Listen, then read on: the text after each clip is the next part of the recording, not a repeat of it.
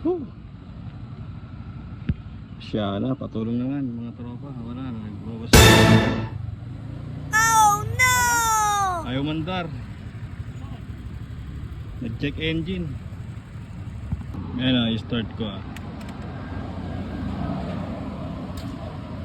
Check engine, tapos ayaw. Ayaw na mag-start. Di mo na makapasok. Wala, check engine. Patulak. Kaya Al. Patulak ako kay Al. Baka uwi lang.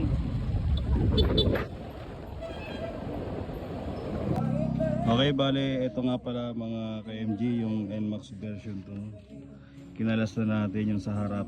So, tumirik tayo, nagkaroon to ng check engine kahapon. Ayan. ABS tsaka check engine. Yan, naka long wire naman tayo. Hindi ko lang alam kung bakit bumigay.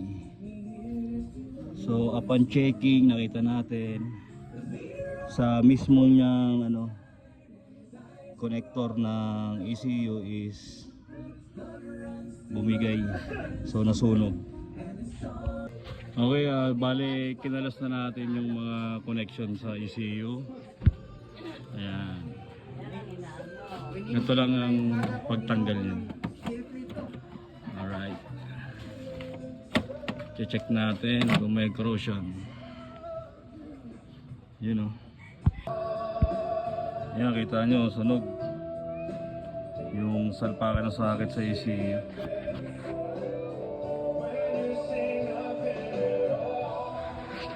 Ayan o. Indonesia 20.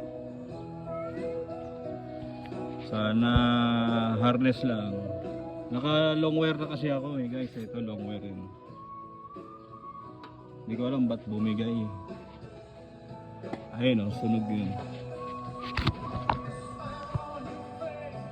Sunog yung socket. Bale, ito yung nasunog o. Yan. Long wire. Yo mga ka-MG, bale ito nga pala, binuksan na natin yung mga flarings ng NMAX version 2. Yan, chinek din natin yung mga ibang wirings. And then binuksan natin yung CVT para ma-check natin lahat. Kung ano pa yung mga nadamay after nating makita yung sunog ng harness papuntang ECU. Yan, so chinecheck natin lahat para all goods. At dito nga guys, kung mapapansin nyo, tumatakbo na. Ayan, okay na yung NMAX version 2 natin. Ayan, drive test tayo dahil ito yung pagkatapos gawin. Ayan, ang ginawa natin dito ay dinirect na lang natin yung lumang harness na stock ng ECU.